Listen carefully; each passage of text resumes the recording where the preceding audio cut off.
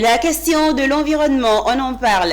À l'occasion de la Journée mondiale des zones humides, le Réseau africain des jeunes pour la valorisation des zones humides a officiellement lancé ses activités. Une conférence et des panels ont réuni experts, étudiants et acteurs engagés pour échanger sur la conservation et la gestion durable de ces écosystèmes vitaux.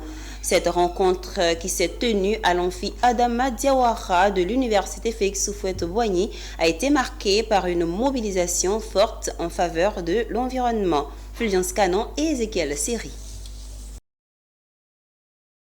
En Côte d'Ivoire, les zones humides sont de plus en plus menacées par l'urbanisation et l'exploitation intensive des ressources naturelles. Une pression qui entraîne de graves conséquences écologiques, notamment le changement climatique et la disparition progressive de ces écosystèmes essentiels. Pourtant, ces milieux jouent un rôle crucial. Séquestration du carbone, régulation des eaux, lutte contre les inondations, purification des eaux usées.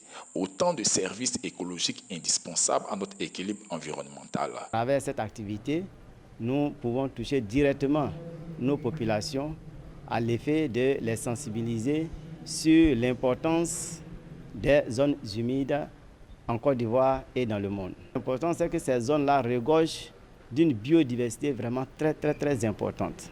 Et également, il y a des zones humides qui ont un impact très important sur la résilience au changement climatique. Face à cette urgence, le Réseau africain des jeunes pour la valorisation des zones humides RAGEZO entend jouer un rôle clé.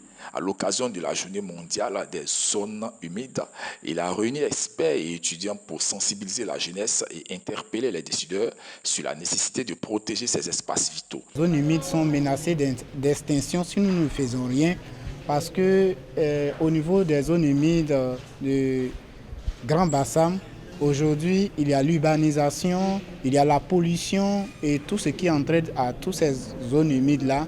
Et il ne peut pas conserver la biodiversité normalement. Donc, nous devons valoriser, nous devons les protéger afin que toute cette biodiversité qui y habite puisse rester pour toujours. Animé par le docteur Chérif Mamadou et le docteur Ouattara Mevonli, cette conférence inaugurale a encouragé les étudiants à un engagement citoyen fort. Le RAGEZO ambitionne désormais d'étendre ses actions aux établissements scolaires, universités et institutions publiques pour amplifier son plaidoyer en faveur des zones humides.